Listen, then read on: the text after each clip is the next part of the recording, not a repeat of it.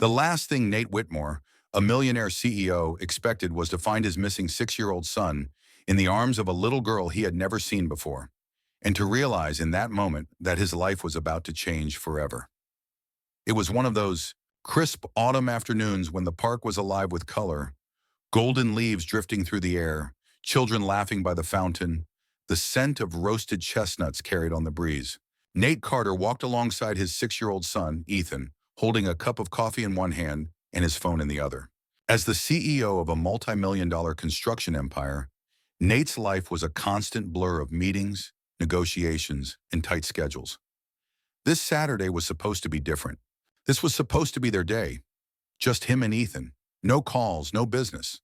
But as always, work had a way of creeping in. The phone buzzed in his hand. Nate hesitated. It was an urgent call from a major investor, someone whose patience could easily determine the fate of a multi-million-dollar project. He glanced at Ethan, who was skipping ahead toward a small group of children playing near the pond. "Stay close, buddy," Nate said, raising the phone to his ear. Ethan turned, smiling. "I'm just going to watch the ducks," he called back. Nate nodded absently and stepped a few feet away to take the call, his eyes briefly leaving his son. The conversation dragged on longer than he expected. Nate's voice dropped into the low, persuasive tone he used in boardrooms, his mind already immersed in figures and deadlines. When he finally hung up, a chill swept through him. The kind of instinctive, gut-deep panic that strikes before you can even explain why. His eyes darted to where Ethan had been moments ago. The spot was empty. He scanned the playground, the benches, the fountain. "Ethan!" His voice was calm at first, but each unanswered call tightened the knot in his chest. He moved faster, weaving between families, scanning every small head of hair, every jacket. "Ethan!" Nothing. The crowd seemed suddenly too large, the park too sprawling. His heart pounded against his ribs, each beat louder than the last. He forced himself to think logically.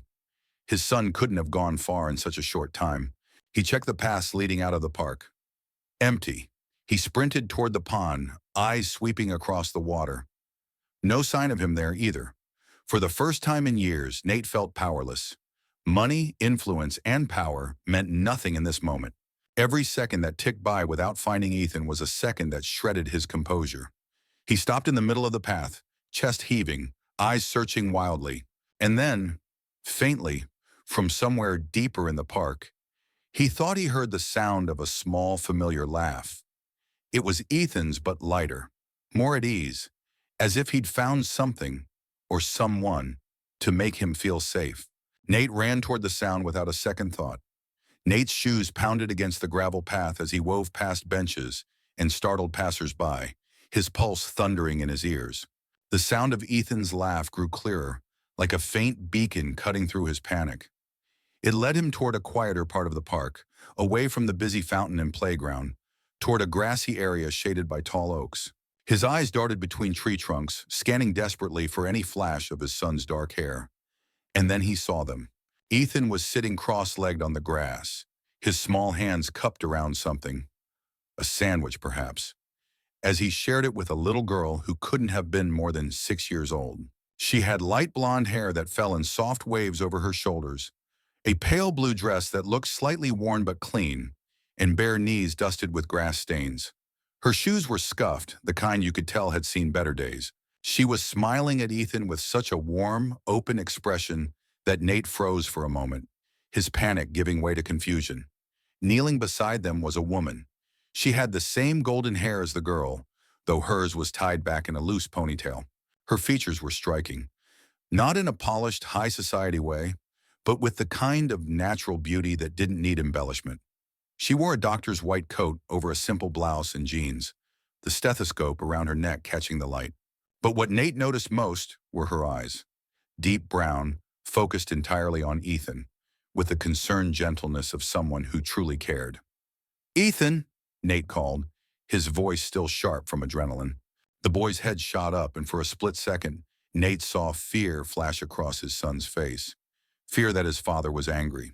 But Ethan quickly smiled. "Dad, this is Lily. She gave me some juice." The girl, Lily, giggled and held up a small carton of apple juice, as if presenting proof. "He looked thirsty," she said softly, her voice sweet but timid. The woman rose to her feet, offering Nate a polite but slightly guarded smile. "I'm Dr. Emily Brooks. I work at the nearby clinic. I found your son wandering near the edge of the park. He looked a bit lost, so I brought him here to sit down and have a drink until I could find who he belonged to." Nate felt his chest tighten, not with panic this time, but with the weight of relief. He took a step closer, his eyes locking with hers. "Thank you," he said, his voice quieter now, almost unsteady. "You have no idea what—" He stopped himself, swallowing hard. Emily gave a small nod, as if brushing off the gravity of the moment. "Kids wander off all the time, but it's a good thing Lily noticed him first. She was the one who pointed him out to me."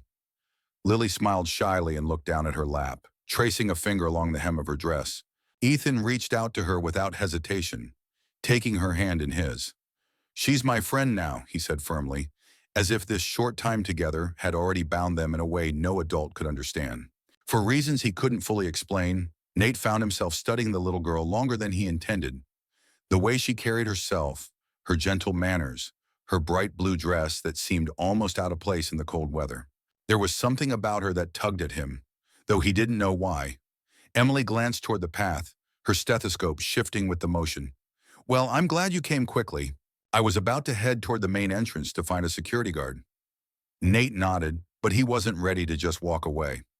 Something told him this wasn't a chance meeting he could forget. "Maybe," he began, then stopped, unsure why he was hesitating. "Maybe I should at least thank you properly." Emily shook her head with a small smile. "You don't need to. Just keep a closer eye on him. The park can get unpredictable."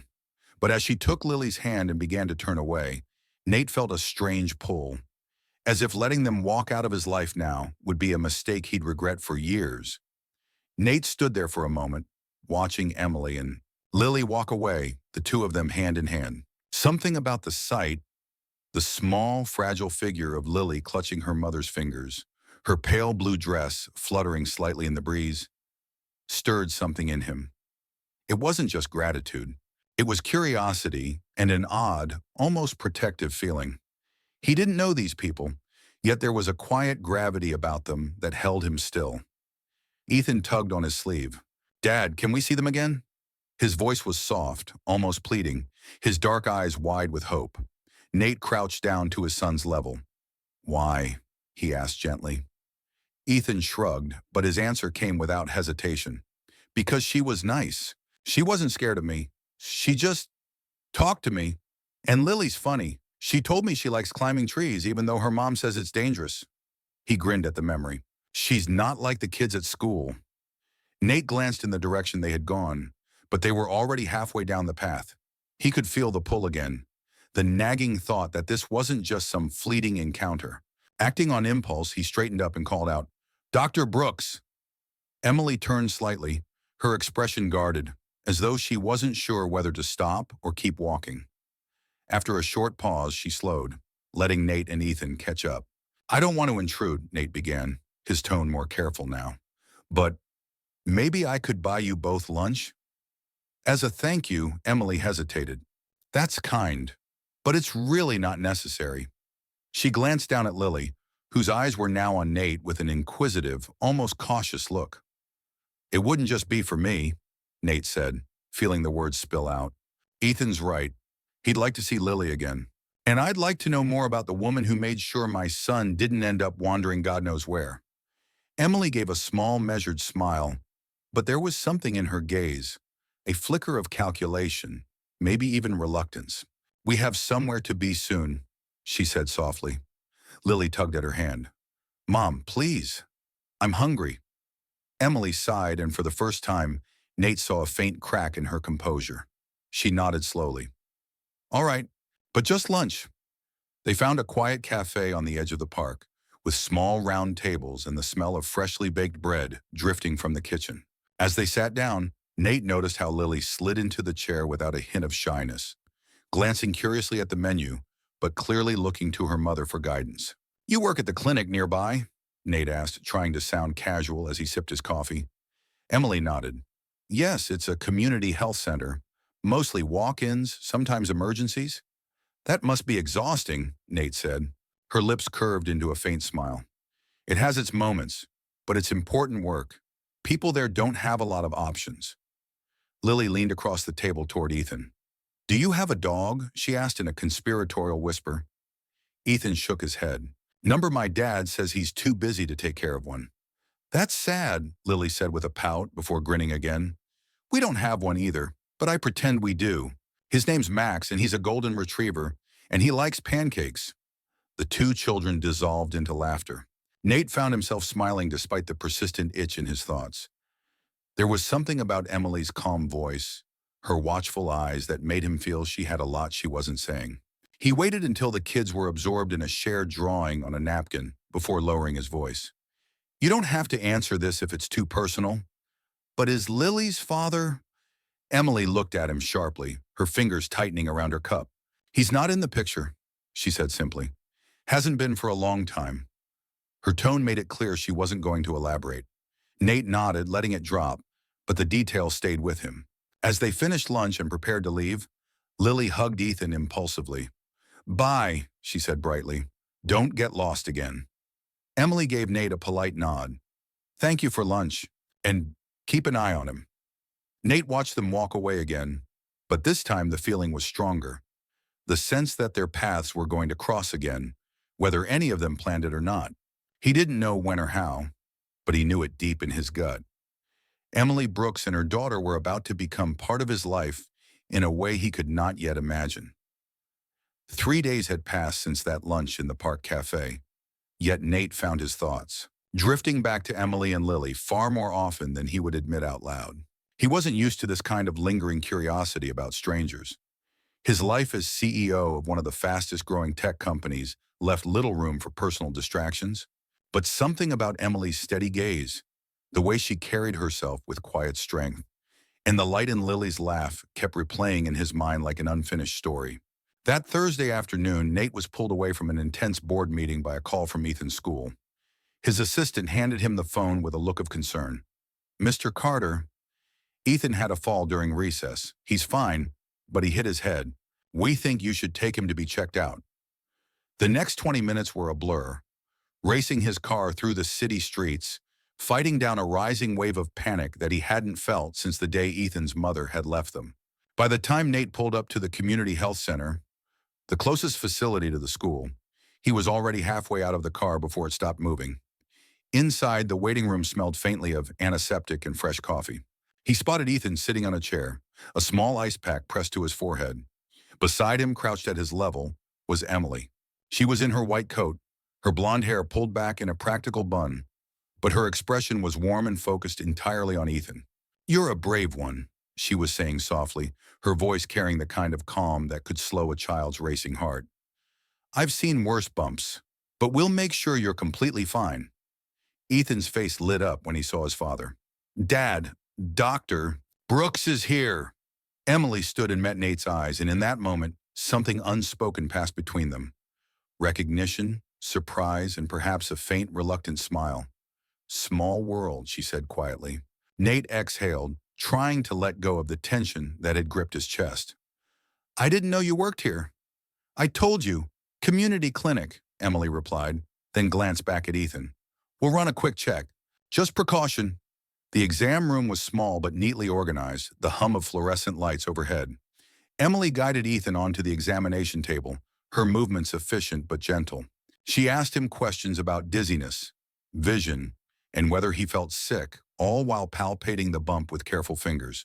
Nate watched her work, noticing details he hadn't before. The way she instinctively kept her tone light for Ethan's benefit, the way she made sure he understood each step before she did it.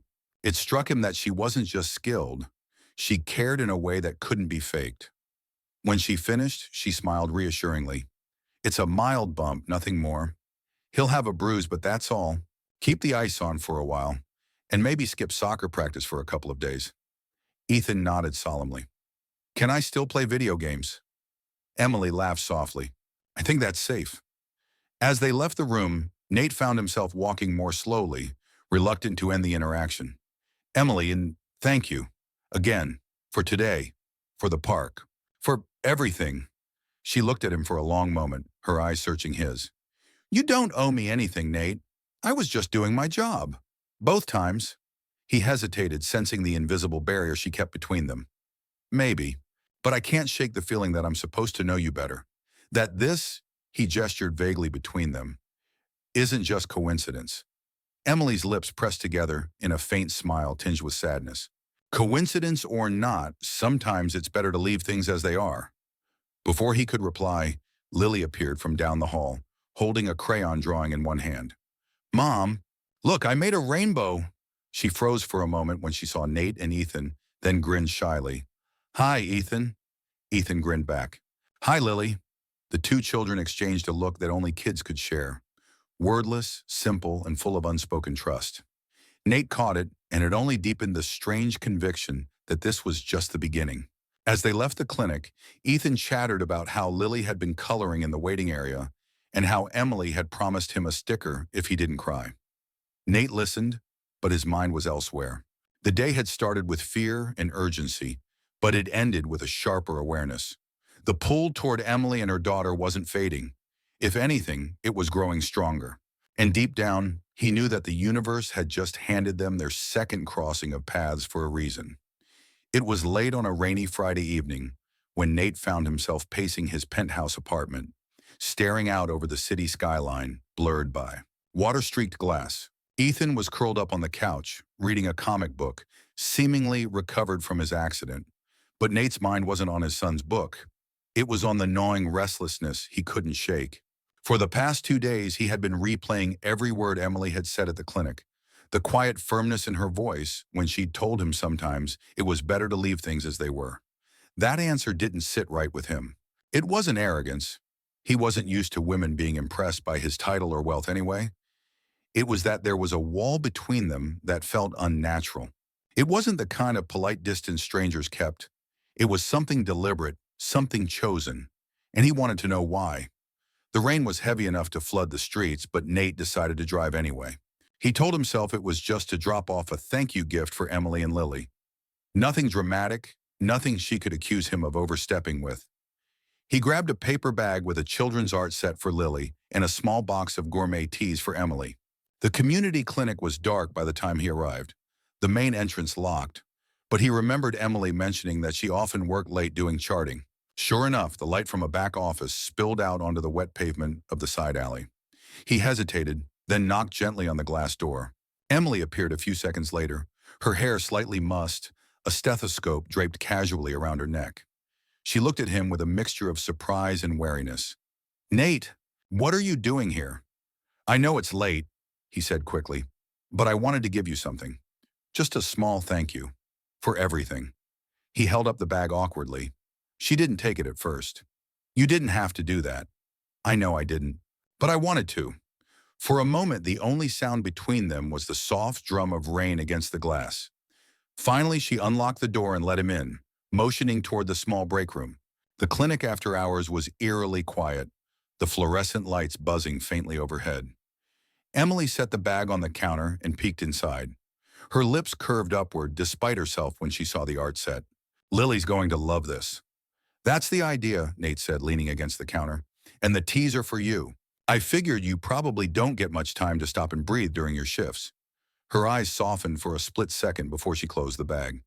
It's kind of you, but I can't help wondering, why? He frowned. Why what? Why you're here? Why you keep showing up? There it was. The wall again, not made of stone, but of carefully chosen words. Nate took a step closer, his voice quiet but steady. Because I can't shake the feeling that there's more to this than coincidence. Twice now you've been there for my son in ways I can't repay. And it's not just that. Every time I talk to you, I get the sense you're carrying something heavy and I want to understand. Emily's gaze flickered, and for a moment he thought she might tell him. But instead she looked down, her hands tightening on the edge of the counter. You don't need to understand me, Nate. I'm not part of your world. And trust me, you wouldn't want to be part of mine. That's not for you to decide, he said softly. I'm not here because of what world you come from. I'm here because... He hesitated, the words catching before he could say them. Because you matter. More than you think. Something shifted in her expression then. Not acceptance, but something closer to surrender. She sighed, glancing at the rain-smeared window. You should go. It's late, and your son is waiting. He could tell she wasn't ready yet, and maybe pushing now would only drive her further away. So he nodded, stepping toward the door. Okay, but I'm not giving up. As he left, the rain had lightened, the streets glistening under the glow of the street lamps. Back in his car, Nate gripped the steering wheel, feeling that strange pull toward her grow stronger than ever. He didn't know what Emily's past held or why she was so determined to keep him at arm's length, but he knew one thing for certain: this wasn't over. It happened on a crisp Saturday afternoon, the kind of day when the air smelled faintly of autumn, even though the trees were still stubbornly clinging to their summer leaves. Ethan had been restless all morning, his boundless energy driving Nate half crazy in the apartment. Nate finally gave in and decided to take him to the large city park, the one with winding walking trails, a playground, and a shallow decorative pond surrounded by benches. He didn't know that Emily and Lily would be there too. The park was alive with laughter and the sound of bicycle wheels humming over the pavement. Nate walked beside Ethan, who was dressed in his favorite dark sweater and sneakers, carrying a soccer ball under one arm. Nate was distracted, his mind drifting back to his conversation with Emily 2 nights ago, replaying her words and the way she had shut him out just when he felt he was getting closer. Ethan spotted something ahead before Nate did. Dad, it's Lily! His small voice was bright with excitement, and before Nate could respond, the boy took off running toward the playground. Nate's eyes followed, and sure enough, he saw Lily in her light blue dress, her blonde hair tied back with a ribbon, sitting at the edge of the sandbox building a castle. Emily was seated on a nearby bench in jeans and a soft sweater, her hair loose today, flipping through a medical journal, but glancing up to check on her daughter every few minutes. The moment Emily looked up and saw Nate approaching, her body stiffened slightly, her guard sliding into place. Small world, Nate said, stopping a few feet away. Apparently, Emily replied, her tone even but not unfriendly. Before either of them could say more, the children's laughter filled the air as Ethan dropped his soccer ball and began helping Lily dig a moat for her sandcastle.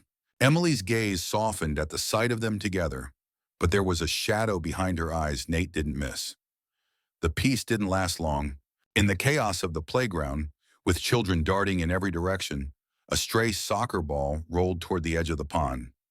Ethan and Lily ran after it, laughing, unaware of how close they were to the water's slippery edge.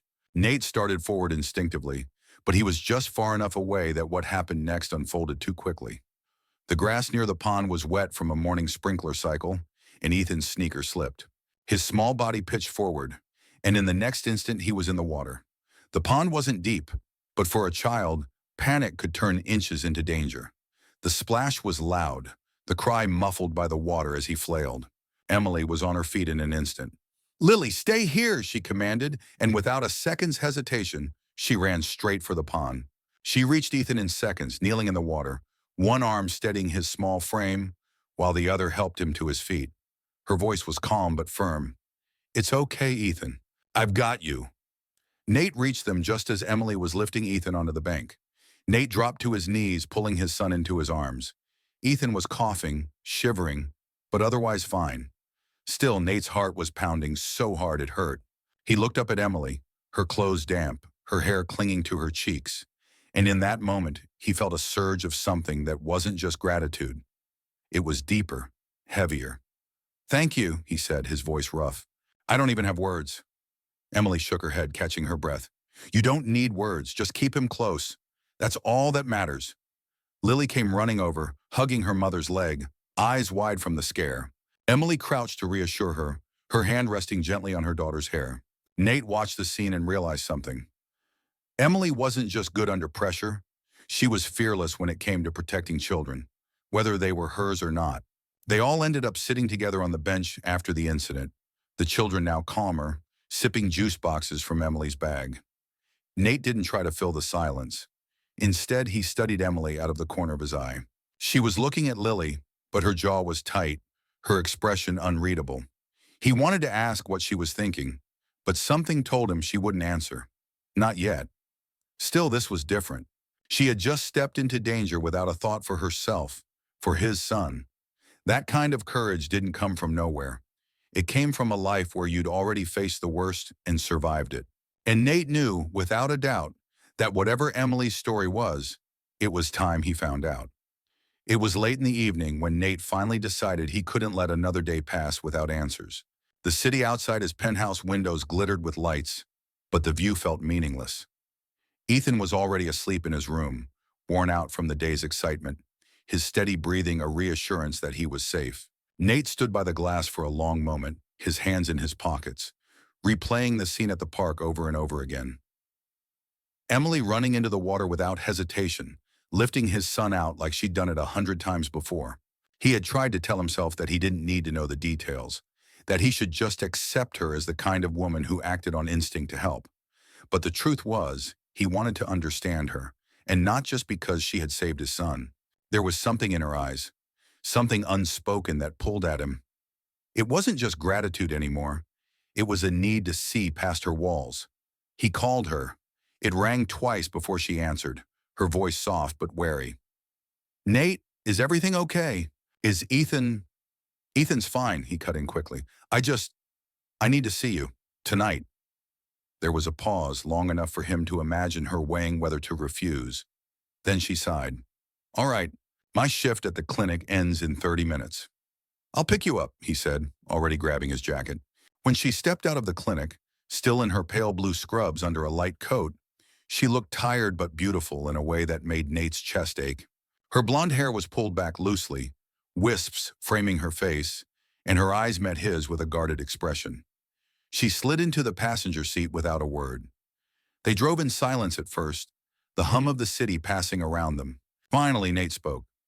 "I can't stop thinking about today, about what you did.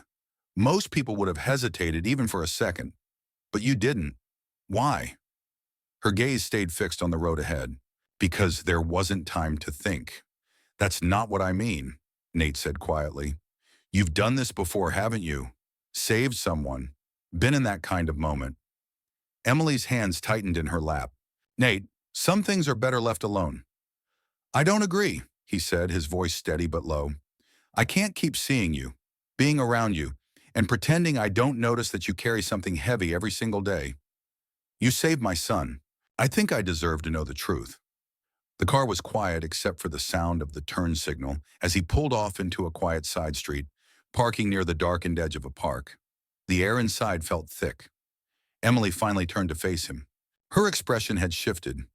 The guardedness was still there, but beneath it there was something raw.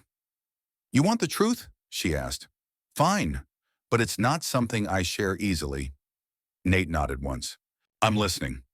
She took a deep breath, as if pulling the words from a locked place inside her. "When Lily was 2, I was married. My husband was a firefighter. He was brave. The kind of man who ran into burning buildings because he believed saving lives was worth any risk. One day there was a call about a small apartment fire.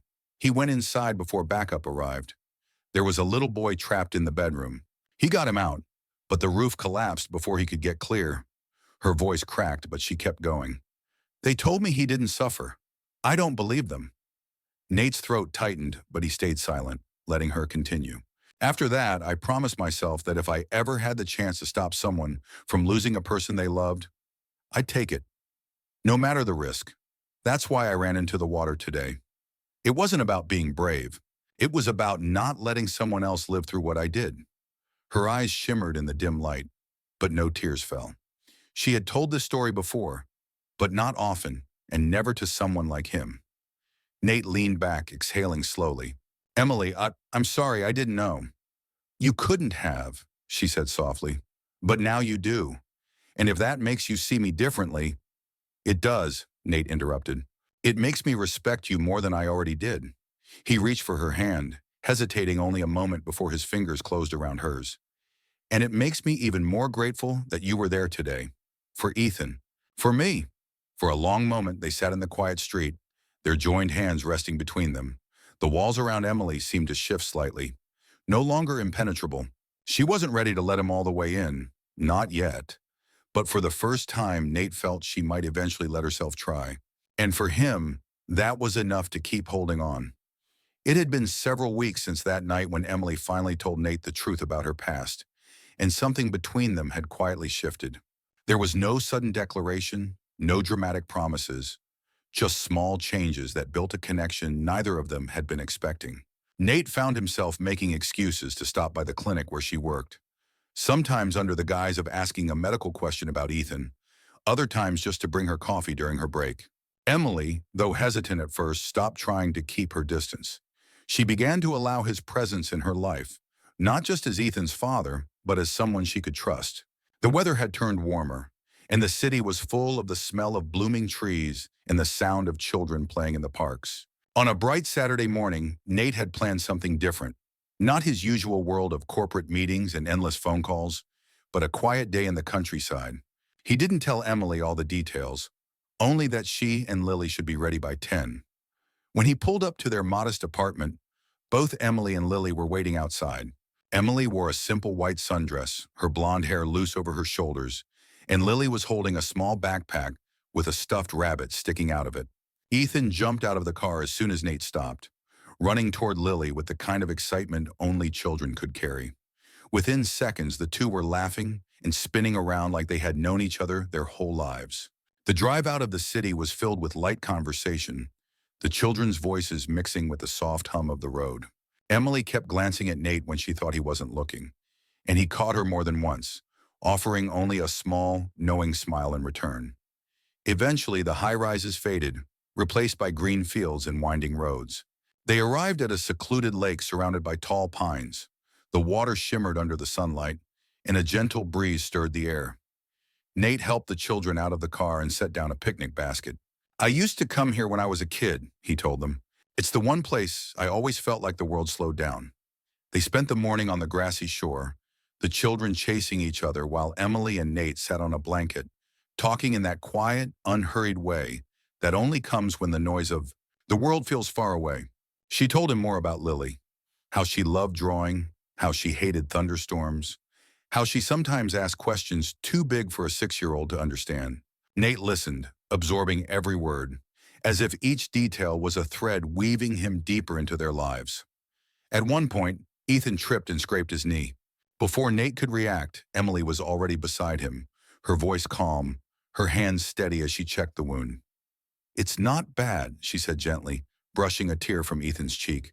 "You're braver than you think." Nate stood back, watching the way she soothed his son, and something inside him tightened. A recognition that this woman was becoming far more than just the person who had saved Ethan's life. After lunch, the children waited near the shallow edge of the lake, while Emily and Nate walked along the waterline. The air smelled of pine and sun-warmed earth. "You've done something I didn't think was possible," Nate said quietly. Emily glanced at him. "What's that?" "You've made me slow down. You've made me see what matters." He paused, his voice dropping lower. "Before you and Lily, my life was structured, controlled, success, numbers, deals. But now there's color in it. Laughter, it's different, better." Emily looked away toward the water, her expression soft but conflicted. "Nate, I'm not sure I'm ready for what you might be asking." "I'm not asking for forever today," he said, stopping so she would turn to face him. "I'm asking for a chance to be in your life, to be there for you and Lily, and for you to be part of mine and Ethan's. Whatever that looks like, however slow you need to take it, I'm here." She studied him for a long moment, the sound of the water lapping at the shore filling the space between them. Finally, she nodded, just once, but the small smile that touched her lips told him it was a real yes. The afternoon faded into a golden sunset, and they packed up the picnic. As they drove back toward the city, the children fell asleep in the back seat, their heads leaning together, breathing in perfect sync. Emily rested her hand lightly on the console, and Nate, without thinking, placed his over hers. She didn't pull away. When they reached her apartment, he walked them to the door. Lily stirred as Emily carried her inside, and Ethan mumbled something in his sleep. Nate stood there for a moment, watching them disappear into the warm light of their home. He knew this wasn't the end of the story. In fact, it felt like the real beginning. There would be challenges ahead, conversations yet to be had, fears still to be faced, but there was also something new between them now. Trust and the possibility of something lasting. As he walked back to his car, Nate realized he wasn't thinking about quarterly earnings or corporate strategies. He was thinking about Emily's smile by the lake, Lily's laughter, Ethan's joy. And for the first time in a long time, he wasn't just living for the future, he was living in the moment. And somewhere deep inside, he knew that whatever came next, they would face it together. This story, for me, is not just about a lost child being found. It's about how fate has a way of weaving lives together in the most unexpected moments. Nate's journey from a powerful, untouchable CEO to a man whose heart is cracked open by the innocence and courage of two children shows that wealth and influence mean nothing when compared to the value of human connection. The little girl, with her pure compassion and bravery, became more than just a savior for his son. She became the spark that reignited his humanity. The ending, to me, is a reminder that sometimes the people who change our lives the most are those we never planned to meet. It's about the healing that comes from kindness, the bridges built between worlds that seemed impossible to connect, and the realization that love often arrives disguised as coincidence. The happiness they found was hard-earned, born out of fear, loss, and courage, but that's what made it real. And perhaps the greatest twist wasn't the shocking rescue or the CEO's transformation. It was the way two small children managed to rewrite the lives of everyone around them.